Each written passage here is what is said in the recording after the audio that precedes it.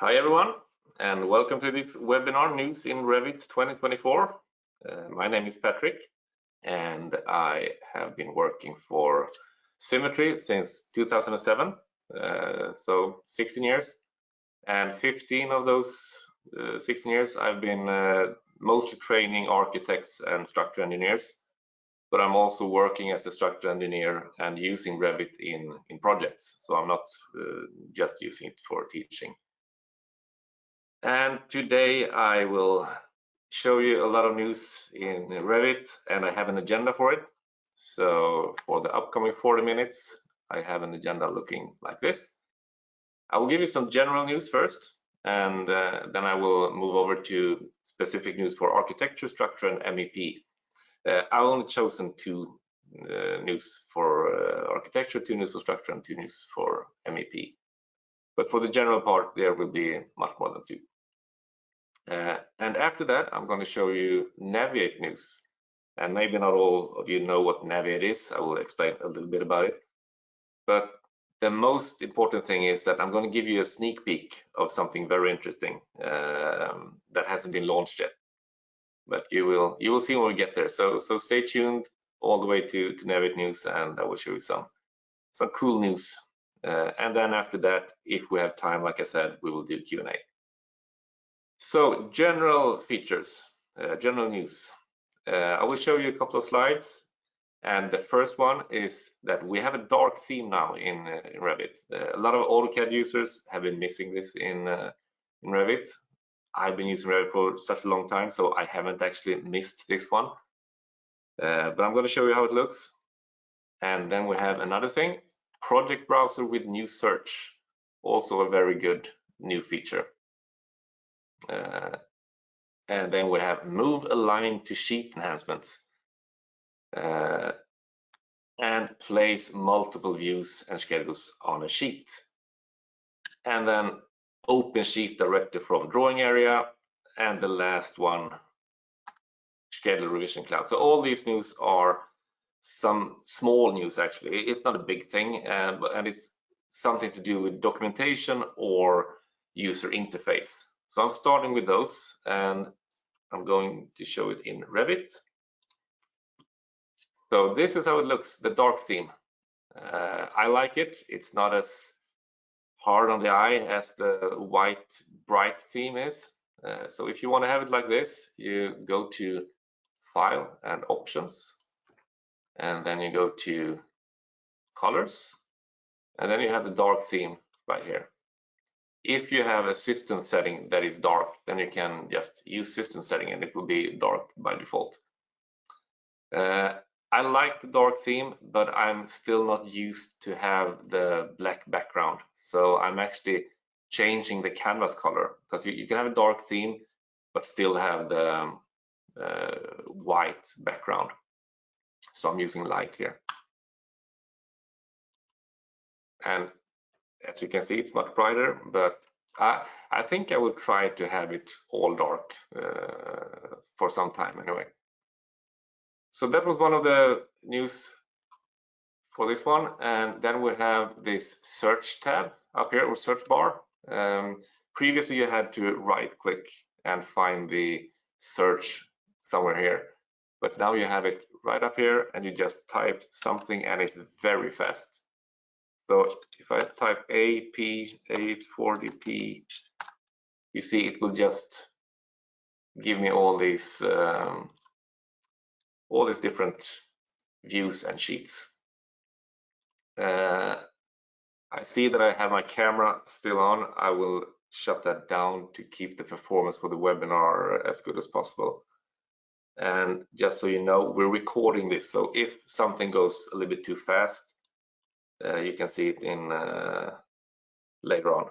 So I will just shut down my cam and I will start it again for the questions. Okay, so the search field up there, and then we have the other part where we can move aligned views. So if I go to this cross section here, I have 2 views. I want to move them aligned to another sheet. And this is not a new feature. We had it in 23, but in 23 it was called Move Views Aligned to Sheet. And now when I right click, it's called Move Aligned to Sheet. So they removed the Move View Aligned to Sheet.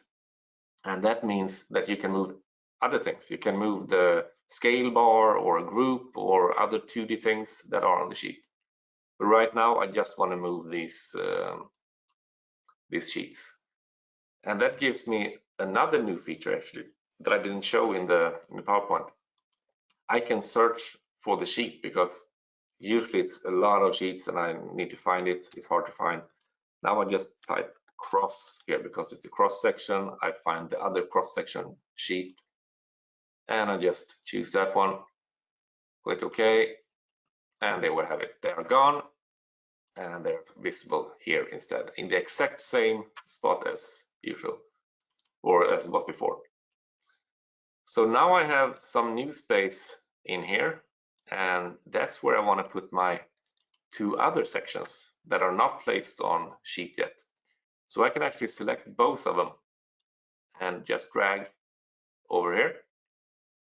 And Revit thinks I want to have them in a row, but I don't. I want to have them like this. So I need to do that a little bit manually, but it's much faster now that I can select a lot of views and just place them on a sheet like that. So it saves me a lot of time. And when I've done this, maybe I close this sheet, close both sheets, and then I'm here in the view section and I want to see the sheet for all these sections. So I select all of them and I right click and then I have open sheet. So this is a new feature, open sheet, and it will open 3 different sheets because that's all it needs. And then I will have these again. So I can do it both from the project browser, or if I'm in a view working like this, and then I want to go to the sheet to add revisions or whatever, then I can just right click wherever it's empty in the view and go to open sheet, and it will open the sheet that is placed on. Also saves a lot of time because I don't know how many hours I've been spending the last 15 years searching for sheets for view. So that's something that I really like. And then we have the last one here, that is revision clouds. Finally, we can get them into a schedule. So if I go to the plan view and I add a revision cloud, go to annotate, revision cloud, and let's say I have moved this door. Then I select my cloud, and then I have a comment that I can place my text in, but I have actually created my own parameter that's called rev comment ml multiline. So I'm going to go in here and move the door. Okay. And this is now possible to see in a schedule. So if I go to my revision schedule, I will see that, okay, in this drawing I have moved the curtain wall already, and now I have moved the door. If I go to another sheet and I add another cloud there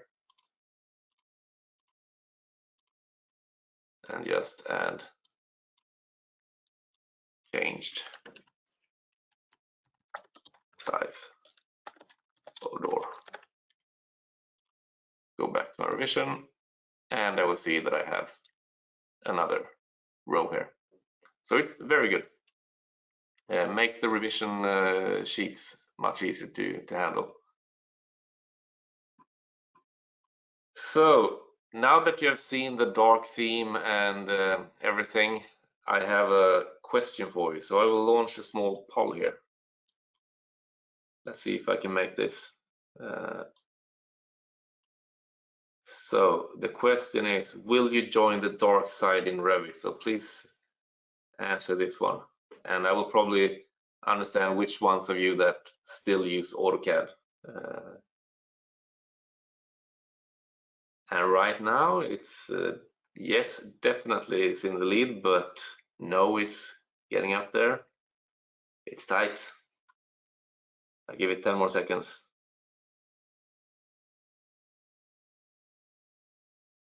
Okay, so here are the results. So 59% will join the dark side and 41 will stay on the old one. I'm not sure how I will do it actually. I will try to use dark theme. Okay, let's move on.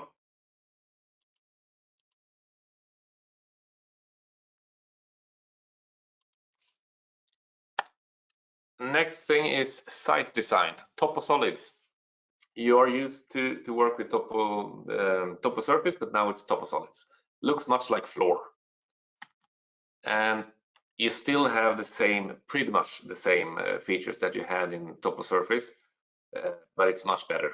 Topo solids is a really good enhancement in 24. So you can still do graded regions, you can split your topo solid and stuff like that.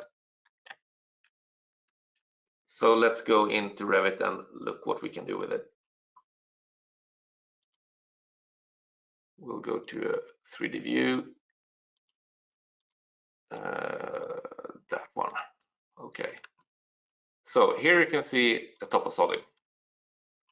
And if I look at it like this, it feels like it's a floor that I have selected. I have the modify sub-elements, and I can edit sketch, and I have a sketch-based thing like this, just like floor. And I have the edit type, also just like floors. And a matter of fact is that I've been using floors for topo surface for a couple of years because I think floors are a better way to do it. And now topo solids is a floor-based topography. So if I go into structure, edit, just like floor. One difference is that we have something called contour display. So if you want to see the contours for different heights, previously you did that for the project, but here you can do it by type. So you can go into edit and say that, yeah, I want to see the contours every meter or every 500 millimeters.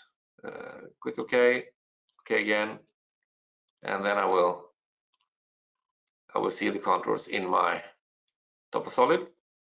If I don't want to see them, yeah, just go into type again and remove it, just like that. And if I look here in my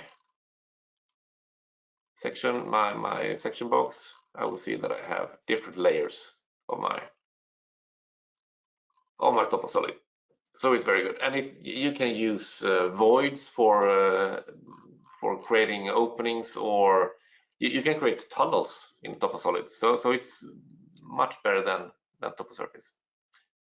But what I like most with this one is the possibility to add points, because when you added points in 23, you couldn't select if you wanted to add them regarding the survey point or internal or project base point or whatever. But right now, if I add a point, I can select along the surface. So I want to just raise this one with 100 millimeters everywhere I click. Or I can select that I want to have an absolute elevation depending on current level or project base point, survey point, or internal origin. So this is very good. I like this a lot. So topo solid is probably the biggest news in 24. I'm not sure if every one of you use it, but I use it a lot, and I can still do my cut and fill schedules with it. So it's going to be a really good time using it. Okay, next epic is linked coordination model improvements. You can now link from Autodesk docs. So you have more than 60 file types that you can link as coordination models. It's a better managed link dialog box, and you can place your link by internal origin to origin or by shared coordinates. You also get object properties if the file is linked from Autodesk Docs. If you link an NWC file or NWD file, it won't give you the object properties, but if you do it from Docs, it will. And finally, you will be able to use snaps on these coordination links.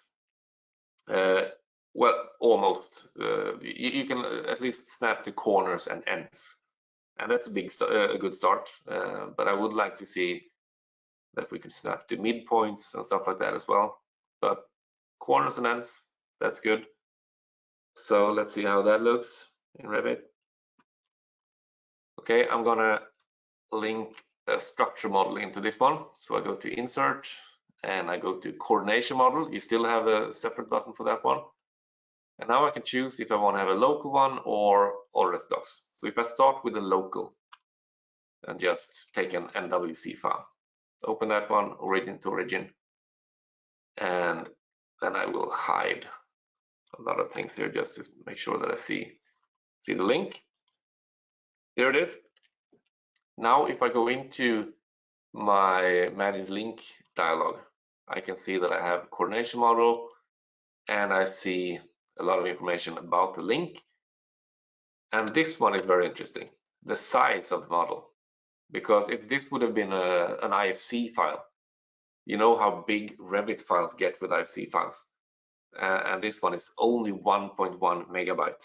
In my latest project, the IFC file from precast was 1.5 gigabytes. So this is a huge performance thing. So it will improve the performance a lot. But now I will remove that one because I would like to show you how to link from Autodesk Docs instead. Because you might not always have NWC files or NWD files. So then you can go to Docs, and as you can see, I can link NWC, I can link RVT, I can go to the precast folder, and there I find IFC. And it will not link the IFC file, it will link the processed file. That's much lighter than this one. Because when you add IFC files into the cloud, it will start processing it and it will bring you a very light, sort of an NWC file. But right now I will show you the RVT file because that one is the most interesting one, because you see you have different views. So the structure engineer could, for the architect or for anyone, give a specific view that they want to share. So in this case, they want to share this one. So I use that view and I place it origin to internal origin link, and then I have it there. And if I use tab now, I can see that I have different properties for it. So this is also very good. So I think in my next project, if that will be in 24, I will start using the dark theme and I will start using coordination models more to see if that's good enough for me. And we also had the snapping thing. So if I want to measure something here, I snap to something there and to something ending like. It's not as easy to snap in 3D as it is in 2D. So if I go into top like this, then you see I get this distinct snapping points. But in 3D, it's a little bit more difficult. So I think it can be better, but it's a really big improvement still. So okay, so that was the linked coordination models. Let's move on, and now we're actually at that point where I will show you some architecture things. So two things for architecture.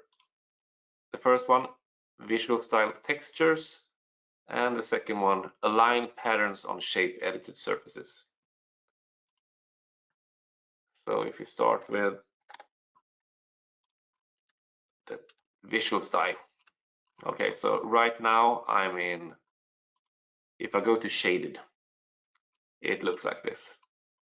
And textures, the new one, is exactly like shaded, but it adds the picture from the appearance tab. So that's the only thing that happens. It adds the picture of concrete in this case, but it's much easier graphic wise than the realistic one. So textures is very fast, realistic is also fast, but not as fast as textures. So this is good if you just want to see the images without all the extra with realistic. And then we have the aligned. Let's see, we go back to, I will actually go to hidden line to see it as clear as possible. You see here, I have a shape edited floor. So usually it's the same pattern everywhere, but now you see that I have different pattern of different faces without using paint. So this is all the same material. So when I start aligning these things, use the align tool and align to that edge there. I can go up here and select if I want to align the entire surface or just this selected face. So if I use selected face and I click on this one, you will see that only that face will be changing. But if I would have gone to entire surface, yeah, then it will change all of them. So I think this will be very good when you're modeling roofs or flooring or ceilings. You don't need to create different objects. You can have the same object but shape edited and use this one. Like this very much. Next one is structure. So I have two news for structure. The first one is bar bending details on drawings and schedules. And the second one is new path alignment option for freeform rebar. So now we're going to go into a structure view where I have some rebars.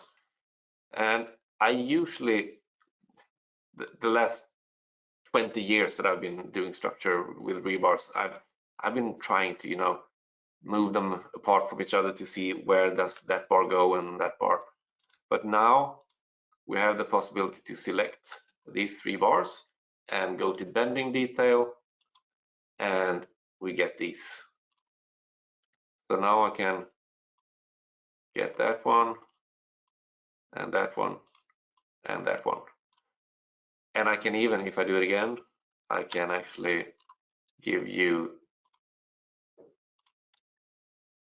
a tag for it. Bending detail and tag rebar. Then it gives me a tag also. So I can move this one, put there, and I can move that one.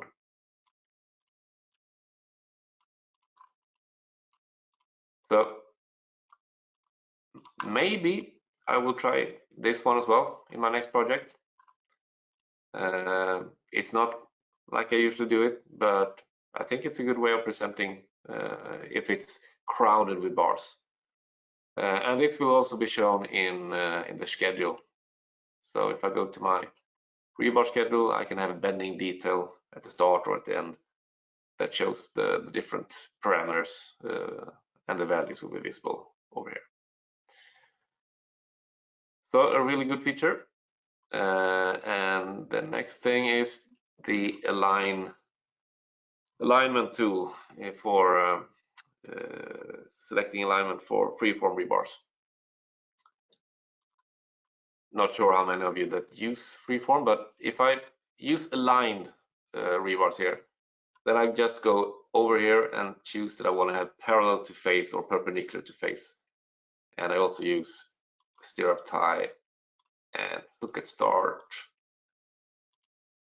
and hook at end and override hook length like this.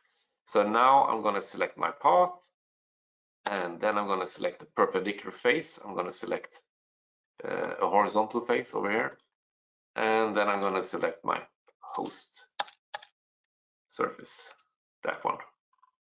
and then finish. And it will create my bars like this, and I will just add a little length to the bar like that. Okay, so this is how it ended up. Now the new thing is that I can choose in the bar alignment if I want to have it aligned to path, vertical, parallel to face, or perpendicular to face. So the difference from aligned to path is that it will turn a little bit, and if I use perpendicular to face, it will be, in this case, actually the same as vertical. But if I would have picked another face, it would be according to that face. And I also have the options in edit constraints. If I select this one, I have an icon for selecting different bar alignments. So good thing for freeform rebar. So that was structure. Next thing is for MEP. And here we have fabrication ductwork stiffener. You will have the possibility to add manually a stiffener, and after placing it, it will follow the dimension of the ductwork, so you don't have to change it all the time. I'm not going to show this in Revit. And the next thing for MEP is elevation parameters in visibility filters. So you will now have much bigger possibilities to filter your work and based on different levels, because as you can see here, there's a lot of elevations on a duct or a pipe. So now you can have all those different elevations in filters. Okay, so that were the news for Revit that I was going to show you, and I didn't mention that before, but these are that was the news that I feel are the most important ones that I'm going to use. So I have no time to give you everything, so I had to pick some out. Now we're going over to Naviate news, and if you don't know what Naviate is, then you can take a look at this slide. It's a way to work much smarter for Revit. So work smarter with Naviate for Revit. There's a lot of tools, and everyone who uses it probably loves it. Not sure about that, but they should love it. It's a Revit plugin that more than 6,000 users have to accelerate the project documentation and optimize working methods. So it's not only to make you faster, it makes better quality for your project. And we have standards built in for different locations, and it's pre-configured to enhance your work. And like you see in the bottom here, plugins to Revit are a key to success. And Naviate is probably the most used plugin in the Nordics anyway. And this is what I was talking about, the sneak peek. We have something called Naviate Zero, and that's because Symetri is working a lot with sustainability like the rest of the world. And we have now started a collaboration with one-click LCA, and that brings us to this, Naviate Zero, a Naviate product that's totally new, and it will be in Revit. And I will show you a couple of slides just to make you aware of what it will be. So it will give you the possibility to select elements in Revit and then add data to those elements or to those materials. And you have these different settings. If you have a Swedish setting or a Norwegian setting, yeah, you can decide. And also for the different materials, some materials will be counted in pieces, some will be in length, some will be in volume, and that's something that Revit doesn't really handle. So we need to have a setting for that as well. So this is nothing that is finished. It looks finished when you look at these pictures, but it's just a prototype. So it will look something like this. But we will have most of these functionalities anyway, but it might not look exactly like this. So when you the settings set, you can select the then you can start comparing your EPDs. And if you don't know what an EPD is, it's an environmental product declaration. So you need to have a declaration for the products to make sure that they don't do too much damage on the climate. So the carbon footprint from our buildings need to be balanced. So what you can do here is that you can compare different materials or different objects to see if it's better or worse regarding the carbon dioxide. So if it's a red flag, or red cloud, then it's bad. If it's a green cloud, then it's much better. And you can also have a chart comparison to see the exact amount of emission.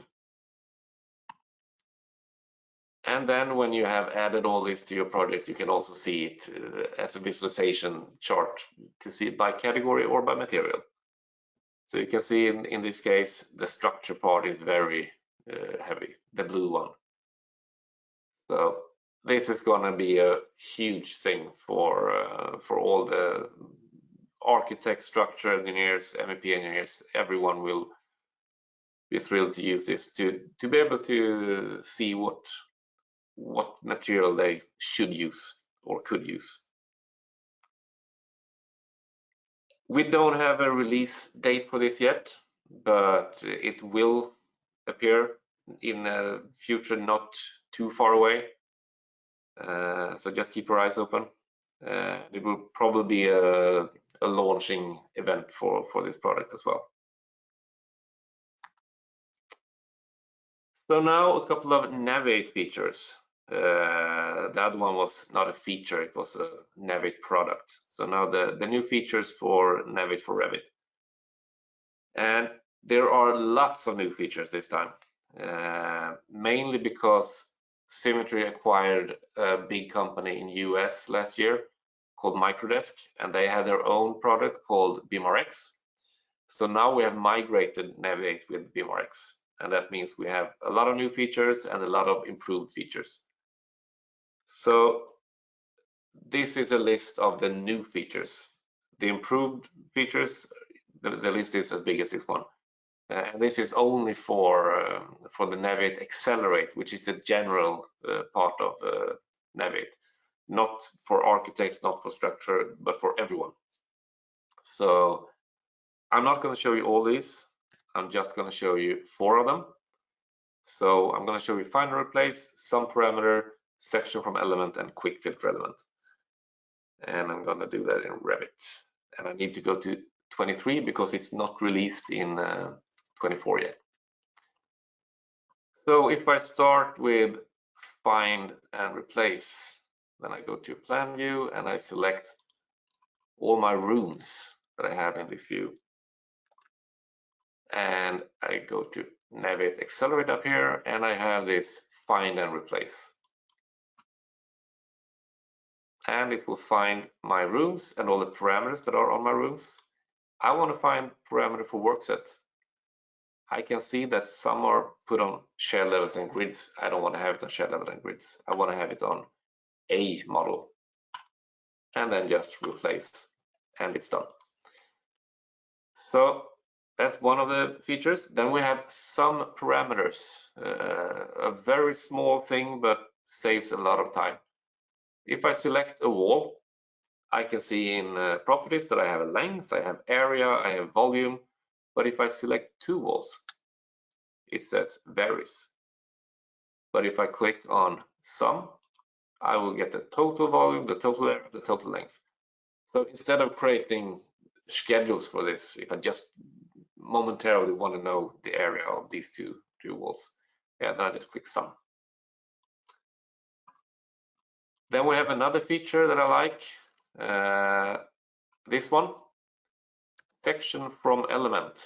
Very good if you have a project with, let's say if you're a structural engineer and you have precasts or CLT walls or whatever, and you want to have a section per element, then you can just go to this one. And first you can select what kind of section you want to have. I want to have one that's 1 by 20, and I want to be prompted for side to place section. So I select, in this case, a door on that side, and that door on that side, and that door on that side. So now I have 3 sections, 1 for each door, could be 1 for each wall or whatever. So very fast way of creating sections. And then the last one, quick filter element. It's definitely not a new function, but it's a very good function that a lot of people doesn't know about. And now it's been really improved. So it's under filter elements, quick filter elements. And now it looks like this. Previously it was just a very small dialog box. So now we have Naviate filters, we have Revit rule-based filters. Those you can find in visibility graphics. So graphical filters. And a lot of times you want to be able to select graphical filters. Now you can with this one. And you also have saved selections, not as much used, but Revit rule-based filters. So if I choose structure walls, I have the possibility to select them, hide them, or isolate them. So if I want to isolate structure walls, I can do that very fast.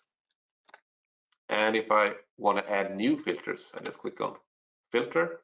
And since there wasn't Revit rule-based filters, it will open this one. If I go to Naviate filters, it will open the Naviate filter box. Very nice. Last thing I want to mention about Naviate is for structures. They have seen a new Naviate product called Naviate Rebar, and we're releasing on every single Naviate release. We give you at least one more new feature, and this time it was connection and trim to opening. So now you have the possibility to do wall corners or beam corners or whatever, and also trim rebars to opening. And that was actually the news that I was going to show you today. And if you need anything regarding Revit or AutoCAD or anything CAD-wise, contact Symetri. We have all the courses you need. We can help you to enhance your Revit skills, or if you just need help in a project, you're stuck with something like coordinates, quite common thing to be helped with. Just contact us. We're here. We want to help you. And I say thank you.